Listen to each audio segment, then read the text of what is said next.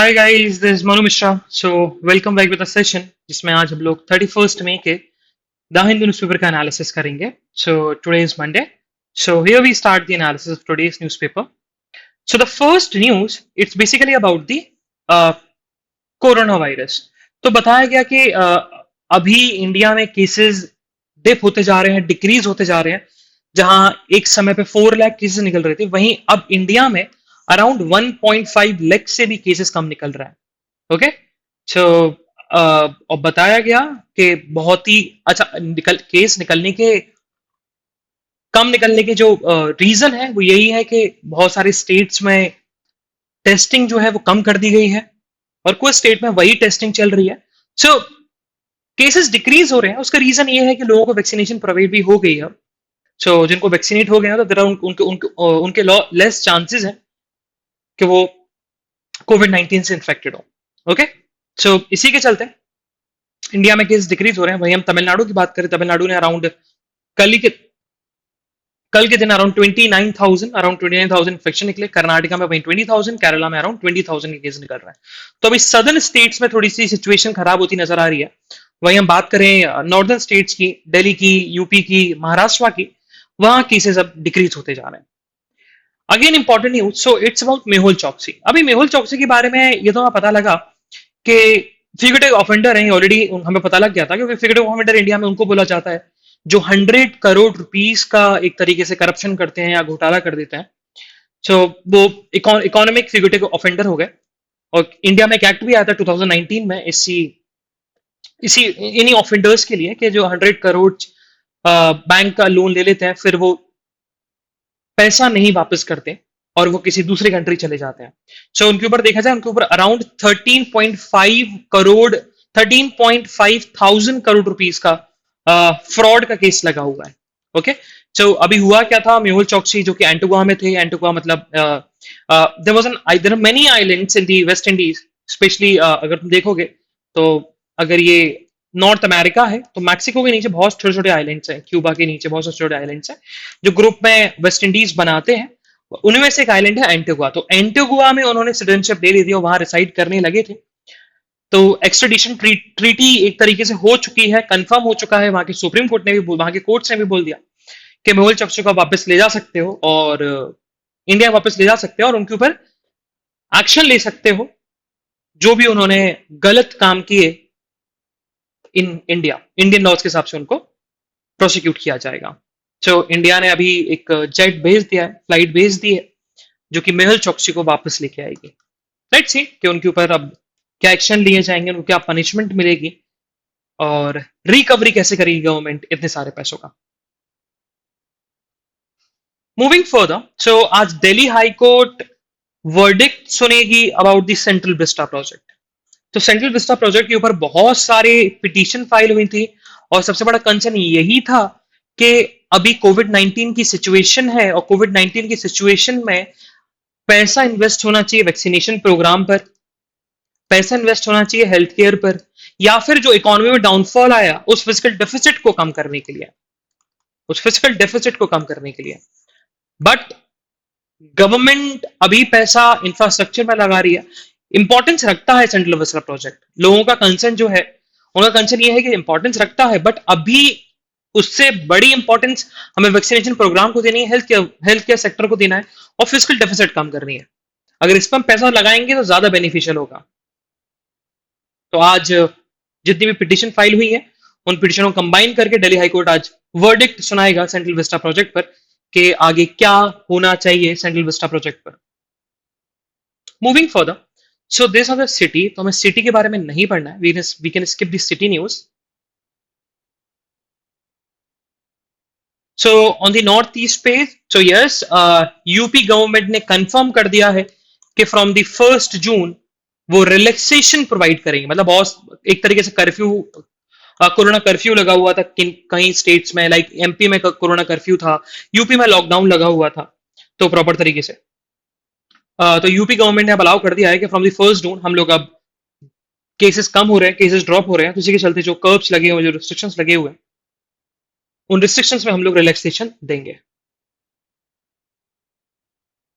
तो अभी गवर्नमेंट ने बोला था, सेंट्रल गवर्नमेंट ने एक बात बोली थी कि कोविड 19 की वजह से जितने बच्चे भी ऑर्फिन हुए हैं कोविड 19 की वजह से, क्योंकि बहुत सारे पेरेंट्स की डेथ हो गई जिनके चलते बहुत सारे चिल्ड्रन हैं जो कि ऑर्फिन हो गए। तो उन्होंने बोला था कि अब सेंट्रल गवर्नमेंट की ड्यूटी है और वो उनकी एजुकेशन, उनका वेलफेयर, उनका शेल्टर सेंट्रल गवर्नमेंट देखेगा under the special scheme of PM CARES for children those who are orphan due to the COVID 19। बस बहुत सारे एक्टिविस्ट हैं, अब उन एक्टिविस्ट ने एक और स्टैंड रखा, उन्होंने बोला है कि सेंट्रल गवर्नमेंट को एक चीज और करनी चाहिए। सेंट्रल गवर्नमेंट ने जो भी बेनिफिशियल बेनिफिट किया है ऑर्फन्स को, अगर वो बेनिफिट एक्सटेंड कर दे टू ऑल दी ऑर्फन्स, अगर ऑल दी ऑर्फन्स को बेनिफिट एक्सटेंड कर देते हैं तो ज्यादा लोगों को बेनिफिट पहुंचेगा इस चीज से। क्योंकि अभी सिर्फ उन्हीं ऑर्फन्स को बेनिफिट पहुंच रहा है जिन्होंने, जो ऑर्फन्ड हुए हैं, जो अनाथ हुए हैं बिकॉज ऑफ कोविड 19, जिनके पेरेंट्स की डेथ हुई है बिकॉज ऑफ कोविड 19। अगर इस स्कीम को हम लोग एक्सटेंड कर देते हैं टू ऑल दी ऑर्फन्स तो ज्यादा बेनिफिशियल होगा। मूविंग फर्दर, तो साउथ में आज कुछ इंपॉर्टेंट न्यूज नहीं है, story about the lockdown and political news, तो हमें स्किप करना है। So we directly jump to the editorial page. So editorial में आज हमारे पास दो एडिटोरियल इंपॉर्टेंट है। So the first one is about Lakshadweep, तो अपन इसको आज डिटेल में डिस्कस करेंगे। कौन से रेगुलेशंस आए, प्रफुल्ल पटेल जो रेगुलेशंस आए वो रेगुलेशंस क्या है, क्या बोलते हैं, क्या रेस्ट्रिक्शंस लगाएंगे, और प्रफुल्ल पटेल रेगुलेशंस लेकर क्यों आए, और थोड़ा सा अपन बैकग्राउंड भी समझेंगे अबाउट द यूनियन टेरिटरीज के बारे में। And the second editorial it's about the sweating the small stuff. तो जीएसटी काउंसिल की जो मीटिंग हुई थी अभी रिसेंटली 28 मई को, उसमें क्या क्या एडवांसमेंट हुआ और क्या क्या एडवांसमेंट हो चुका था और क्या एक्सपेक्टेशन थी, उसको अपन डिस्कस करेंगे about the states and the centres, fund का डिस्ट्रीब्यूशन, उसको अपन डिटेल में डिस्कस करने वाले हैं। So this editorial seems to be very important. It's totally about judiciary कि अभी तरुण तेजपाल को रिलीज कर दिया गया कि वो लाइबल नहीं है ऑफ द रेप चार्जेस उनके एम्प्लॉय ने लगाए थे इन ईयर 2019। तो उसके उसके अगेंस्ट में लिखा है एडिटोरियल, जुडिशरी के अगेंस्ट में लिखा है एडिटोरियल कि जुडिशरी ने अच्छा नहीं किया और इस जजमेंट को एक तरीके से प्रेसिडेंट सेट नहीं कर देना चाहिए अदर केसेस के ऊपर, ठीक है, क्योंकि ये work place safety for women के अगेंस्ट में जा रहा है, उस कॉन्सेप्ट को डीरेल कर रहा है, हमारे लिए इंपॉर्टेंट हो जाता। But this editorial basically written by some politician Brinda Karat, जो कि कम्युनिस्ट पार्टी मार्क्सिस्ट की एक तरीके से पॉलिट ब्यूरो है, और and she is also she was also the former member of parliament from Rajya Sabha. तो थोड़ा पॉलिटिकली इंक्लाइंड है, ये बताएगा कि तरुण तेजपाल राइट विंग के हैं and there is different other things जो कि हमारे लिए इंपॉर्टेंट नहीं हो जाता। ओके, तो ओवरव्यू बेसिकली जो उन्होंने बोलना चाहती है वो यही बोलना चाहती है कि ये जो अभी जजमेंट आई है प्रेसिडेंट सेट ना करे अदर केसेस के ऊपर जहां पर विमेन से रिलेटेड केस है, sexual assault in the work place से रिलेटेड है, उन पे ये प्रेसिडेंट सेट ना हो। ना भी डिस्कस दी लक्षद्वीप वाला आर्टिकल, सो जो कि हमारे लिए इंपॉर्टेंट एडिटोरियल हो जाता है। सो अभी रिसेंटली प्रफुल्ल पटेल, जो कि देखा जाए तो he was the first politician जो कि किसी यूनियन टेरिटरी के एडमिनिस्ट्रेटर बने हैं, पहली बार हुआ है, और अभी भी वो Lakshadweep and Daman and Diu के एडमिनिस्ट्रेटर भी हैं और साथ साथ लक्षद्वीप के भी हैं, और वो बहुत सारे लेजिस्लेशन लेके आए। इसमें से एक लेजिस्लेशन लेके आए, it's about the Lakshadweep animal prevention regulation, animals के ऊपर लेके आए। एंटी सोशल एक्टिविटीज रेगुलेशन लेके आए, prevention for anti social activities लेके आए, वो डिस्कस करेंगे अपन क्या बोलता है ये। Fourth one is about the panchayat regulation, panchayat regulations पे लेके आए, and the third one is panchayat regulation, and the fourth one is about Lakshadweep development authority regulation, Lakshadweep development authority regulation 2021। ये चार रेगुलेशन लेके आए। अब इन चार रेगुलेशन का मीडिया में बहुत ज्यादा क्रिटिसिज्म हो रहा है, नेगेटिवली क्रिटिसाइज किया जा रहा है, और प्रफुल्ल पटेल ने इस चीज को काउंटर किया है कि हम लक्षद्वीप को ऐसा डेवलप करना चाहते हैं जैसा उसका नेबरिंग आइलैंड, एक हमारी नेबरिंग कंट्री जो है मालदीव, उस जैसा हो, हम उसको एक टूरिस्ट डेस्टिनेशन की तरह डेवलप करेंगे लक्षद्वीप को। बट टूरिस्ट डेस्टिनेशन को डेवलप करने के लिए आप बहुत सारे लोगों के राइट्स इन्फ्रिंज कर रहे हो, फंडामेंटल राइट इन्फ्रिंज कर रहे हो, वो गलत है। यही ऑथर का कहना है कि आप बनाओ टूरिस्ट इंफ्रास्ट्रक्चर, बिल्डअप करो, लेकिन उनके कल्चर के साथ खिलवाड़ करना, उनके लैंग्वेज के साथ खिलवाड़ करना, ये गलत है, ये चीज नहीं करनी चाहिए थे। अब हम बात करते हैं अदर यूनियन टेरिटरीज की, तो इंडिया में कुछ यूनियन टेरिटरीज हैं जहां पर लेफ्टिनेंट गवर्नर्स होते हैं और कुछ यूनियन टेरिटरीज हैं जहां पर एडमिनिस्ट्रेटर है, और इंडिया में एक यूनियन टेरिटरी है चंडीगढ़, जहां पर governor of Punjab he administrate करता है उस यूनियन टेरिटरी को। सो लेफ्टिनेंट गवर्नर देखेंगे तो अंडमान एंड निकोबार में है, दिल्ली में है, जम्मू एंड कश्मीर में है, लद्दाख में है, और पुदुचेरी में है। और दिल्ली और पुदुचेरी एक तरीके से दो यूनियन टेरिटरीज है इंडिया में जहां पर लेजिस्लेटिव असेंबली है। और एडमिनिस्ट्रेटर्स देखा जाए तो कहां पर है?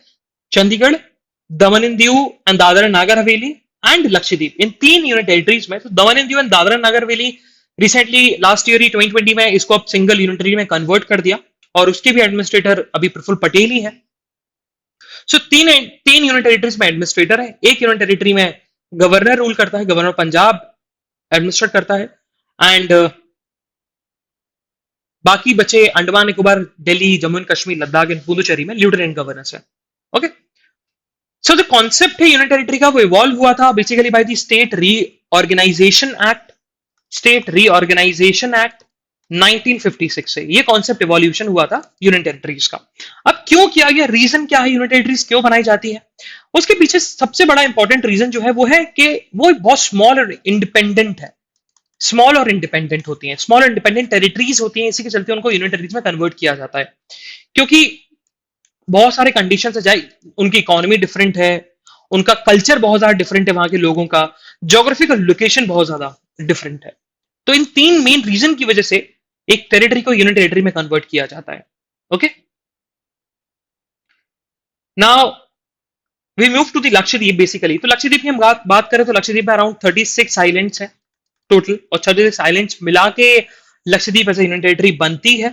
एंड उसका एरिया है, वो एरिया हमारे लिए इंपॉर्टेंट नहीं है, 36 आइलैंड्स हमारे लिए इंपॉर्टेंट है, और हमें ये देखना है कि वो किस सी में सिचुएटेड है।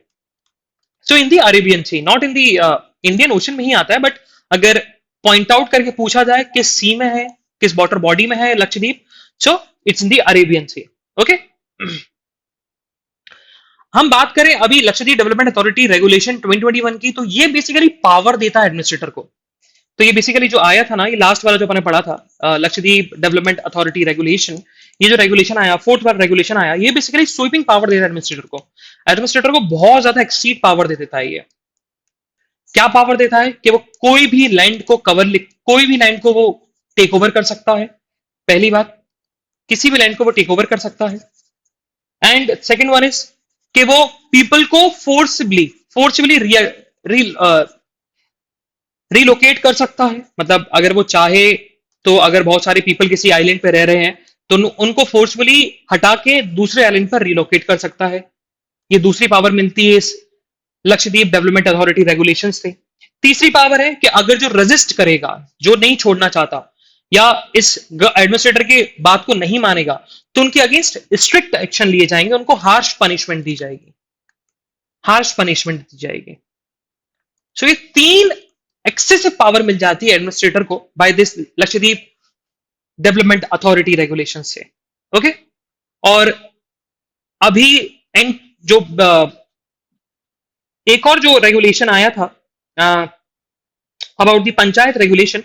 अब पंचायत रेगुलेशन का जो फंडा है वो यही है कि पॉपुलेशन ग्रोथ को कैसे रोका जाए लक्षद्वीप में, पॉपुलेशन ग्रोथ को कैसे रोका जाए। तो यहां पर ऑथर ने एक बात लिखी है कि पॉपुलेशन ग्रोथ अगर रोकनी है तो इंडिया के मेन लैंड पे रोको, है ना, इंडिया के मेन लैंड पे पॉपुलेशन ग्रोथ रोकनी चाहिए। आप छोटे छोटे आइलैंड पर पॉपुलेशन ग्रोथ रोक के कुछ नहीं कर पाओगे, उससे कुछ नहीं होगा। तो पंचायत दल जो है तो पॉपुलेशन ग्रोथ के लिए आया था, जिसमें बोला गया था कि अगर कोई पर्सन पंचायत का इलेक्शन लड़ना चाहता है तो वही लड़ सकता है जिसके मैक्स टू मैक्स 2 बच्चे हो, 2 चाइल्ड हो। अगर 2 चिल्ड्रन से ज्यादा उसके बच्चे हैं तो वो पंचायत का इलेक्शन नहीं लड़ पाएगा। फिर एंटी सोशल में दिया गया कि कंजम्पशन और सेल ऑफ बीफ, किसी भी तरीके का बीफ, वो बैन कर दिया गया। अगर कोई खाता है बीफ पकड़ते हुए, कंजम्पशन या ट्रेड करते हुए पकड़ा गया तो उसको 7 ईयर्स का इंप्रिजमेंट मिलेगा, 7 ईयर्स का उसको इंप्रिजमेंट मिलने वाला है। ओके, और एक और एक्ट आया है एंटी सोशल रेगुलेशन से, वो है गुंडा एक्ट। और गुंडा एक्ट में बात की गई है कि अगर कोई भी क्रिमिनल पकड़ा गया, चाहे उसने छोटा क्राइम किया हो, और गुंडा एक्ट के अंदर उसको उसको अगर फाइल किया गया, चार्जेस लगाए गुंडा एक्ट के अंदर, तो उसको बहुत हार्श पनिशमेंट मिलने वाली है। और ये पूरा का पूरा डिपेंड करता है एडमिनिस्ट्रेटर के ऊपर कि किसके ऊपर गुंडा एक्ट लगना चाहिए, किसके ऊपर नहीं लगना चाहिए। और गुंडा एक्ट लाने का मेन पर्पस है वो यही है कि लो क्राइम रेट हो, लो क्राइम रेट हो, इसी के चलते ये गुंडा एक्ट लाया गया। और एक और रेगुलेशन आया था, उस रेगुलेशन के चलते डेली फार्म्स जो है, डेयरी फार्म्स जो है, वो डेयरी फार्म्स शट डाउन कर दिए गए, सारे डेयरी फार्म सब शट डाउन कर दिए गए। और एक और चीज, कोस्टल एरिया रेगुलेशन वाला जो था, उसमें था कि जितने भी शिप्स बनाए गए थे फिशरमेन्स के, क्योंकि लक्षद्वीप में मेजोरिटी ऑफ दी पब्लिक जो रहती है उनका लाइवलीहुड बेसिकली फिशिंग से चलता है, तो वो लोग शेड बनाते हैं near the coastal area, temporary shades. तो उन टेम्परेरी शेड्स को हटा दिया गया, और ये बोल के हटाया गया क्योंकि ये ब्यूटी को रोकता है, लक्षद्वीप की ब्यूटी को इम्पैक्ट डालता है। ओके, अब ऑथर सिंपल से कॉन्सेप्ट पर बात करता है। ऑथर बोलते हैं कि डेवलपमेंट ठीक है, ये रेगुलेशन डेवलपमेंट लेके आ रहे हैं, बट ये रेगुलेशन बेसिकली सीरियस थ्रेट भी है किसके ऊपर, इकोनॉमी के ऊपर, लक्षद्वीप की इकोनॉमी के ऊपर, और लक्षद्वीप के लोगों के ऊपर ये सीरियस थ्रेट्स लेके आ रहे हैं। और प्रफुल्ल पटेल की बात करें तो प्रफुल्ल पटेल कोई दूध के धुले हुए आदमी नहीं है। हाँ, उन्होंने उनके ऊपर भी बहुत बड़ी कंट्रोवर्सीज चली थी, जब दमन एंड दीव और दमन एंड दीव के जो एमपी थे, सॉरी दादर एंड नागर हवेली के जो एमपी थे, उन्होंने सुसाइड नोट में एलिगेशन लगाया था कि मैंने सुसाइड प्रफुल्ल पटेल की वजह से की है, तो वो उस केस को दबाया गया, बट वो भी कोई एक तरीके से क्रिमिनल एक्टिविटीज से धुले हुए नहीं है, उनके ऊपर भी बहुत बुरे एलिगेशन लगे हुए हैं। ओके, तो लास्ट में ऑथर यही बताना चाहते हैं कि आप जो लक्षद्वीप की डेमोग्राफी चेंज करना चाहते हैं, वो जो पॉलिटिकल प्लान है, वो पॉलिटिकल प्लान बहुत ही गलत है, बहुत ही उसके अगेंस्ट जाएगा, आपके अगेंस्ट में ही जाएगा। हो सकता है वहां के लोग प्रोटेस्ट कर दें और एक अलग टेरिटरी डिमांड करना चाहें, और लक्षद्वीप जम्मू एंड कश्मीर जैसी सिचुएशन ना बन जाए। ये ऑथर का सिंपल सा कंसर्न है। Now we move further to the next editorial. So it's about the GS council meeting. तो सबसे पहले अपन जीएस काउंसिल मीटिंग के बारे में थोड़ा बैकग्राउंड समझ लेते हैं। सो अभी 43rd मीटिंग हो गई है, 22nd मई को हुई थी, और जिसमें 31 स्टेट्स के representative, 31 total, 31 states and union territories के रिप्रेजेंटेटिव आए। ओके, और उन्होंने उस जीएस काउंसिल मीटिंग को अटेंड किया। और हम बात करें तो इन 31 जो रिप्रेजेंटेटिव थे, उनमें से 16 तो डिफरेंट पॉलिटिकल पार्टीज से हैं, और बाकी बचे 17 मेंबर्स, वो 17 मेंबर्स बेसिकली बीजेपी से रिलेटेड हैं या उनके अलाइड हैं। ओके, अब यहां पर जो प्रपोज किया गया था, propose to set up a group of ministers committee, और उसमें यह था कि इस कमेटी जो है, इस कमेटी को बनाया जाएगा और इस कमेटी रिपोर्ट सबमिट करेगी बाय द 8 जून। अब इस कमेटी का काम क्या होगा? ग्रुप ऑफ मिनिस्टर्स कमेटी जो बनी है अभी इस जीएस काउंसिल मीटिंग में, इसका काम है कि एग्जाम्पशंस को देखेगा कि किस किस चीज में एग्जाम्पशन दिया जा सकता है, basically like education loan, farmers loan, इन चीज में एग्जाम्पशन दिया जा सकता है कि नहीं दिया जा सकता। और कोविड 19 के रिलीफ मेजर्स क्या होने चाहिए, क्या क्या हमें और रिलीफ मेजर्स प्रोवाइड कराने चाहिए पब्लिक को। इस पे फिर एक और बात हुई थी जीएसटी कंपनसेशन सेस पे, मतलब जो सेंट्रल गवर्नमेंट पैसा जब डायरेक्टली मिलता है जीएसटी के थ्रू, वो फिर वो स्टेट को देती है अपना कट लगने के बाद। तो स्टेट ड्यूज के बारे में बात हुई, और सेंटर ने बोला कि हम स्टेट्स को देंगे अराउंड, बोरो करेंगे अराउंड 1.58 लाख करोड़ रुपीस, और extending paying compensation to the state beyond 2022। ठीक है, कंपनसेशन ये मान लिया जाएगा 2022 तक हमने दे दिया है ना। और एडवांस पेमेंट के बारे में बात हुई कि एडवांस पेमेंट दिया है सेंट्रल गवर्नमेंट ने, अराउंड 4,500 करोड़ रुपीस का एडवांस पेमेंट दिया है to the to vaccine manufacturers को, और जिसमें सप्लायर्स भी हैं, मैन्युफैक्चरर्स भी हैं फ्रॉम जापान और यूरोप से भी, जो कि वैक्सीन प्रोवाइड कर रहे हैं। अब थोड़ा जीएसटी काउंसिल के बारे में समझ लो, जो कि हमारे लिए ज्यादा इंपॉर्टेंट हो जाता है। सो अब जीएसटी काउंसिल की बात करें, जस्ट वेट फॉर 1 मिनट।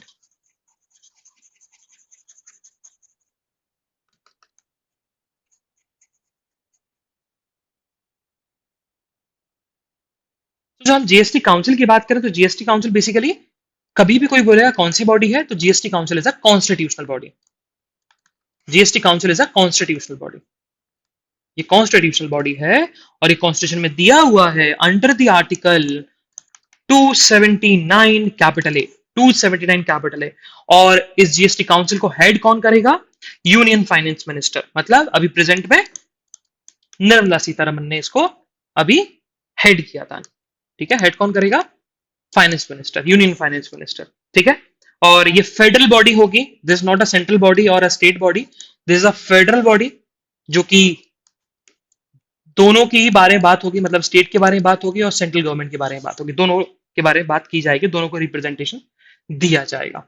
सो ये बेसिकली एडिटोरियल था कि जीएसटी काउंसिल मीटिंग में क्या क्या होना है या हो गया, sorry. Moving further, so we move to the national news. So national news में फर्स्ट पेज में तो पहली बात तो मोदी जी का स्टेटमेंट है, तो ये थोड़ा सा पैंडेमिक से रिलेटेड है। अब प्राइम मिनिस्टर मोदी ने बोला है तो ऐसा नहीं है कि हमेशा इंपॉर्टेंट हो, बट बहुत सारी चीजें इंपॉर्टेंट होती हैं, बट ये न्यूज हमारे लिए इंपॉर्टेंट नहीं है जो मोदी जी ने स्टेटमेंट दिया है।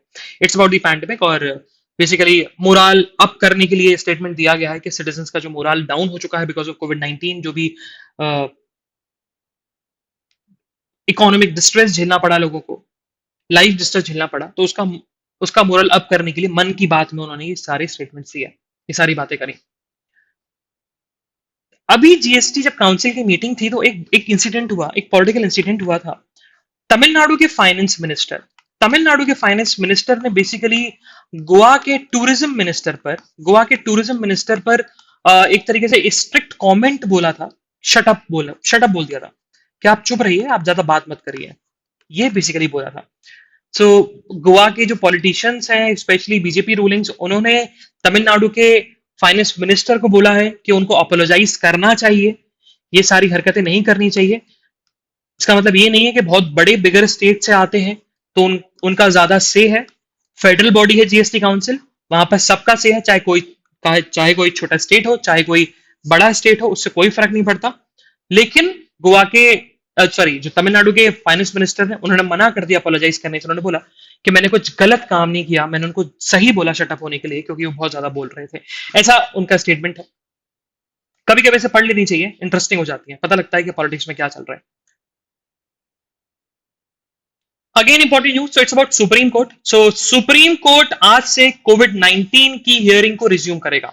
जितने भी पिटीशन फाइल हुए हैं सेंट्रल गवर्नमेंट के अगेंस्ट, स्टेट गवर्नमेंट के against, central government reply file करना चाहता है किसी पिटीशन का अबाउट द कोविड-19, उस पे आज हियरिंग स्टार्ट हो जाएगी सुप्रीम कोर्ट के। सो सेंट्रल गवर्नमेंट ने सारे स्टेट्स गवर्नमेंट को और सारे यूनिट टेरिटरीज की गवर्नमेंट को डायरेक्शन दे दिया, गवर्नमेंट या फिर एडमिनिस्ट्रेटर या लेफ्टिनेंट गवर्नर्स को डायरेक्शन दे दिया है कि कोई भी टूरिज्म वाला इंडस्ट्री, टूरिज्म इंडस्ट्री मतलब चाहे होटल्स हो, चाहे रेस्टोरेंट्स हो, अगर वो ऑफर दे रहे हैं, पैकेज दे रहे हैं कि अगर आप यहां घूमने गए, आपने अगर बुक कराया तो आपको वैक्सीन मिलेगी, कोविड-19 की पैकेजिंग मिलेगी, तो उन पे आप स्ट्रिक्ट एक्शन ले सकते हो। और होटल्स का कोई भी राइट नहीं है कि वो वैक्सीनेशन पैकेजेस दे सके। हमारा सेंटर की रिस्पॉन्सिबिलिटी है, स्टेट गवर्नमेंट की रिस्पॉन्सिबिलिटी है, लोगों को वैक्सीनेट कराएं। प्राइवेट इंडिविजुअल की रिस्पॉन्सिबिलिटी नहीं है, और प्राइवेट होटल्स ये पैकेजेस, कोविड-19 के पैकेजेस नहीं दे सकते अपने पैकेजेस के साथ में। ये फाइनली क्लैरिफाई कर दिया सेंट्रल गवर्नमेंट ने।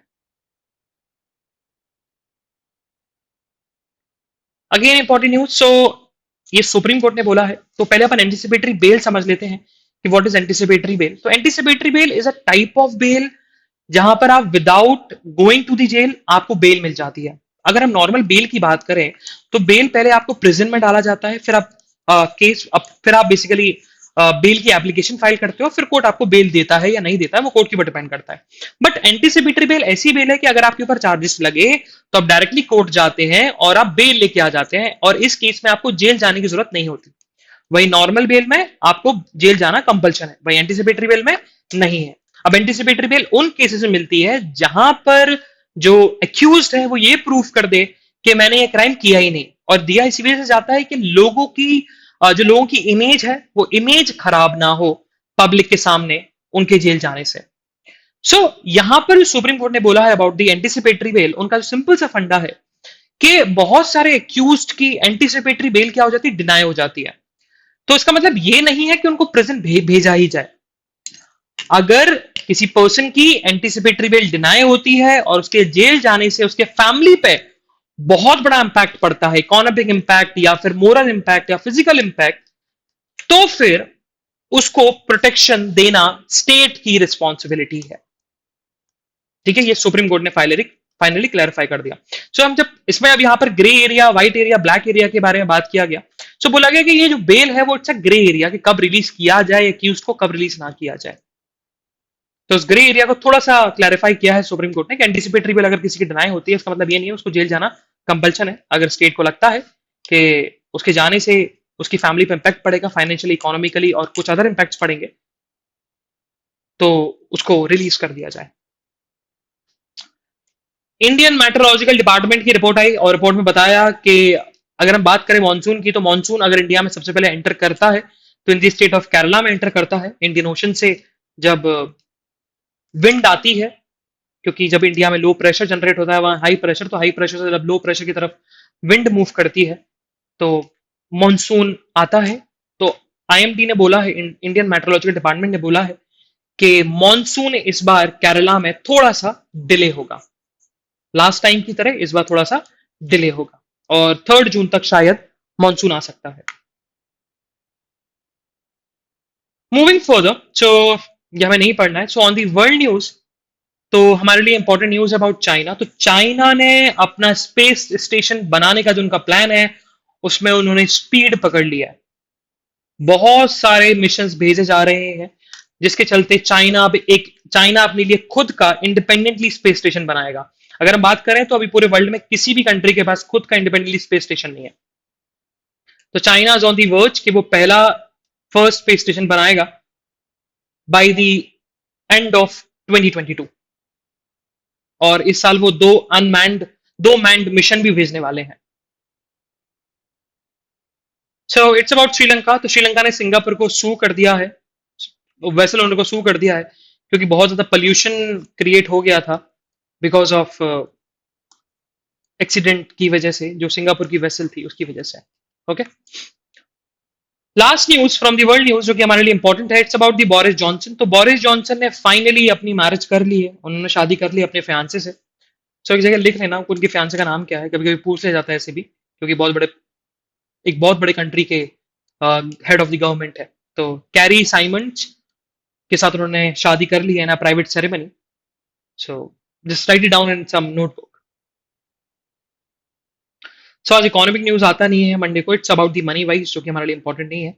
सो यस, स्पोर्ट्स न्यूज में आज एक हमारे लिए इंपॉर्टेंट न्यूज हो जाती है एंड वो ये है कि चैंपियंस लीग जो है, चैंपियंस लीग फाइनली चेल्सी ने जीत लिया है। ओके, सो ये डायरेक्टली क्वेश्चन बनेगा।